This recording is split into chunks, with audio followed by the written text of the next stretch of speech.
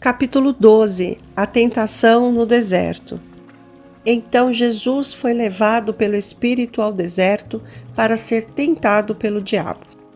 Depois de jejuar 40 dias e 40 noites, teve fome. Mateus capítulo 4, verso 1. Jesus não convidou a tentação. Ele foi para o deserto a fim de ficar sozinho para pensar sobre sua missão. Por meio de jejum e oração, ele devia se fortalecer para o caminho sangrento que precisava percorrer. E Satanás pensou ser esse o melhor momento para se aproximar dele. Questões da maior importância estavam em jogo. Satanás alegou que a terra era sua propriedade e se apresentou como o príncipe deste mundo. Declarou que a humanidade o escolhera como seu governador e que por meio dos seres humanos ele manteria o governo do mundo. Cristo veio para desmascarar a alegação de Satanás. Como filho do homem, Cristo permaneceria leal a Deus. Isso mostraria que Satanás não havia ganhado total controle da raça humana e que sua alegação para o mundo era falsa. Todos os que quisessem se libertar do seu poder seriam postos em liberdade. Satanás já sabia que não tinha controle absoluto sobre o mundo. Entre os seres humanos havia um poder que se oporia ao seu reinado. Nos sacrifícios oferecidos por Adão e seus filhos, ele viu um símbolo de comunhão entre a terra e o céu e decidiu interceptá-lo. Desfigurou a Deus e deu uma interpretação falsa aos ritos que apontavam para o Salvador. Levou as pessoas a terem medo de Deus como ele se alegrasse com sua destruição. Os sacrifícios que tinham por finalidade revelar seu amor passaram a ser oferecidos apenas para aplacar sua ira. Quando Deus deu sua palavra escrita, Satanás estudou as profecias. De geração em geração, ele trabalhou para cegar as pessoas para que elas rejeitassem a Cristo quando ele viesse. Quando Jesus nasceu, Satanás sabia que ele viera para disputar seu domínio. O Filho de Deus tinha vindo à terra como homem e isso deixou Satanás alarmado. Seu coração egoísta não podia entender um amor como esse. Uma vez que tinha perdido o céu, ele agora estava decidido a fazer com que outros participassem de sua queda. Faria com que eles subestimassem as coisas celestiais e colocassem o coração nas coisas da terra. Determinado a vencer. Desde o tempo em que o comandante do céu era um bebê em Belém, o maligno o atacou continuamente. Nas reuniões de Satanás com seus anjos, ficou determinado que ele devia ser vencido. As forças do mal o seguiam de perto para guerrear contra ele e derrotá-lo, se possível. No batismo do Salvador, Satanás ouviu a voz de Jeová dando testemunho da divindade de Jesus. Agora que Jesus tinha vindo à semelhança do homem pecador, Romanos capítulo 8, verso 3, o próprio Pai falou antes disso, ele havia se comunicado com a humanidade por meio de Cristo. Agora passou a se comunicar com a humanidade em Cristo.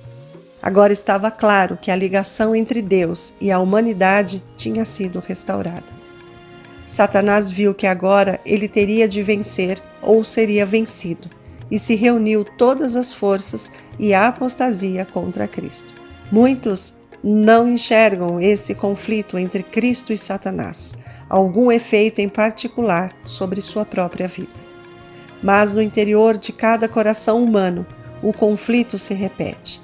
As tentações a que Cristo resistiu foram as mesmas que achamos tão difícil vencer. Com o peso dos pecados do mundo sobre ele, Cristo passou no teste do apetite, do amor ao mundo e no teste do amor ao exibicionismo que leva à presunção. Essas foram as tentações que venceram Adão e Eva e que também nos vencem tão facilmente. Satanás apontou o pecado de Adão como prova de que ninguém poderia obedecer à lei de Deus. Cristo, em nossa humanidade, devia ter sucesso onde Adão falhou. Quando foi atacado pelo tentador, Adão não tinha sobre si nenhum dos efeitos do pecado. Encontrava-se na robustez da perfeita varonilidade, possuindo pleno vigor mental e físico. Rodeado das glórias do Éden, ele tinha comunhão diária com seres celestiais. Não foi assim com Jesus quando ele entrou no deserto para lidar com Satanás. Por 4.000 anos, a raça humana vinha perdendo força, poder mental e valor moral. Cristo tomou para si a fraqueza da humanidade degenerada. Somente dessa maneira é que ele poderia nos resgatar da nossa mais profunda degradação. Ele assumiu a natureza do homem. Muitos afirmam que era impossível Cristo ser vencido pela tentação. Se fosse assim, ele não poderia ser colocado na posição de Adão, nem ter obtido a vitória que Adão não conseguiu obter. Se tivéssemos um conflito de qualquer tipo que fosse, mais severo que o de Cristo, então ele não poderia nos ajudar. Mas nosso Salvador assumiu a humanidade com todas as suas deficiências. Ele assumiu a natureza do homem, com a possibilidade de ceder à tentação. Não temos que suportar nada que ele não tenha sofrido. Com Cristo, assim como foi com Adão e Eva no Éden, o apetite foi o alvo da primeira tentação. Depois de jejuar 40 dias e 40 noites, teve fome. O tentador aproximou-se dele e disse: Se és o Filho de Deus, manda que essas pedras se transformem em pães. Mateus capítulo 4, versos 2 e 3. Essas primeiras palavras traíram o caráter do tentador. Se és o Filho de Deus. Aqui, Satanás insinuou desconfiança. Se Jesus fizesse o que Satanás sugeriu, teria aceitado a dúvida. Satanás tentara implantar na mente de Eva o pensamento de que impedir o acesso a uma fruta tão bela era uma contradição ao amor de Deus por eles. De maneira semelhante, o tentador agora tentava implantar seus próprios sentimentos em Cristo. Se és filho de Deus, havia em sua voz a expressão da mais profunda descrença. Como poderia Deus trazer seu próprio filho dessa maneira, deixando-o no deserto com animais selvagens, sem comida, sem companhia e sem conforto? Ele insinuava a ideia de que Deus nunca quis que seu filho estivesse em condições como aquelas. Se és o Filho de Deus, mostra teu poder, manda que estas pedras se transformem em pães. A tentação de duvidar. As palavras vindas do céu, este é o meu filho amado, ainda soavam nos ouvidos de Satanás. No entanto, ele estava determinado a fazer com que Cristo deixasse de acreditar naquele testemunho. A palavra de Deus era a garantia que Cristo tinha de sua divina missão, e era essa palavra que declarava sua ligação com o céu. A intenção de Satanás era fazer com que Cristo duvidasse da palavra. Satanás sabia que poderia derrotar Jesus se pudesse abalar sua confiança em Deus. Esperava que, sob a pressão do desespero e da fome, Cristo perdesse a fé em seu Pai e fizesse um milagre em seu próprio benefício. Se ele tivesse feito isso, o plano de salvação teria sido frustrado. Satanás procurou se aproveitar ao máximo de sua suposta vantagem. Um dos anjos mais poderosos, ele disse, tinha sido expulso do céu. A aparência de Jesus indicava que ele mesmo era esse anjo caído, abandonado por Deus e desamparado por todos. Um ser divino deveria ser capaz de comprovar sua pretensão fazendo um milagre. Se és o Filho de Deus, manda que estas pedras se transformem em pães. Tal ato de poder criador, insistiu o tentador, seria uma evidência absoluta de divindade capaz de pôr fim à discussão. Mas o Filho de Deus não tinha que provar sua divindade para Satanás. Se Cristo tivesse seguido a sugestão do inimigo, Satanás ainda teria dito: mostra-me um sinal para que eu possa acreditar que você é o Filho de Deus. É Cristo que não devia exercer poder divino em seu próprio benefício. Ele tinha vindo para sofrer provações como nós e assim nos dar o exemplo.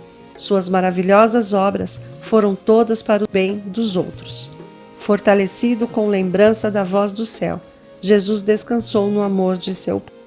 Jesus enfrentou Satanás com as Escrituras. Está escrito, ele disse. Sua arma de guerra era a palavra de Deus. Satanás exigiu que Cristo fizesse um milagre. Entretanto, maior que todos os milagres é a firme confiança em assim diz o Senhor. Aquele foi um sinal que não pôde ser contestado. Enquanto Cristo mantivesse sua firme posição, o tentador não podia obter nenhuma vantagem. No momento da maior fraqueza de Cristo, Satanás o atacou com as mais cruéis tentações. É assim que ele tem se aproveitado da fraqueza humana. Quando ficamos confusos ou aflitos pela necessidade ou pelo estresse, Satanás está ali para tentar, para atacar os pontos fracos de nosso caráter e para abalar nossa confiança em Deus. Muitas vezes, o tentador se aproxima de nós da maneira mesma como se aproximou de Cristo, apontando para as nossas fraquezas. Com isso, espera nos desanimar e nos afastar de Deus. Mas, se lhe respondêssemos da maneira que Cristo respondeu, escaparíamos de muitas derrotas. Cristo disse para o tentador: nem só de pão viverá o homem, mas de toda palavra que procede da boca de Deus. Mateus capítulo 4, verso 4. No deserto, mais de 1400 anos antes, Deus mandou para o seu povo um suprimento constante de maná do céu. Isso aconteceu para lhes ensinar que enquanto eles confiassem em Deus e andassem em seus caminhos, eles não os abandonaria. Os hebreus foram ajudados pela palavra de Deus, e pela mesma palavra, Jesus também foi ajudado. Ele esperou o tempo designado por Deus para seu socorro. Ele não obteria comida segundo as sugestões de Satanás. É melhor sofrer o que for preciso do que, de alguma maneira, deixar de fazer a vontade de Deus. Muitas vezes parecerá ao seguidor de Cristo que a desobediência a algum claro requerimento de Deus o privará dos meios de subsistência. Satanás o fará acreditar que deve sacrificar suas sinceras convicções, mas a única coisa em que podemos confiar é a palavra de Deus.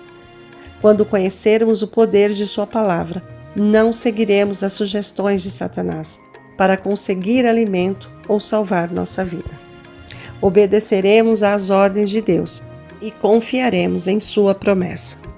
No último grande conflito com Satanás, os que são leais a Deus serão privados de todo apoio terreno.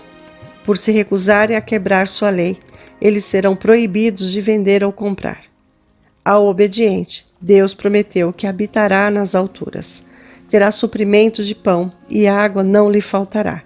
Isaías capítulo 33, verso 16. Quando a terra for assolada pela fome, ele será alimentado. A intemperança corrompe a moral. Em todas as épocas, as tentações que apelam para a natureza física têm obtido muito sucesso em corromper o ser humano. Por meio da intemperança, Satanás trabalha para destruir os poderes mentais e morais. Dessa maneira, se torna impossível que as pessoas apreciem as coisas de valor eterno. Por meio da condescendência com a sensualidade, Satanás procura apagar da alma todo traço de semelhança com Deus.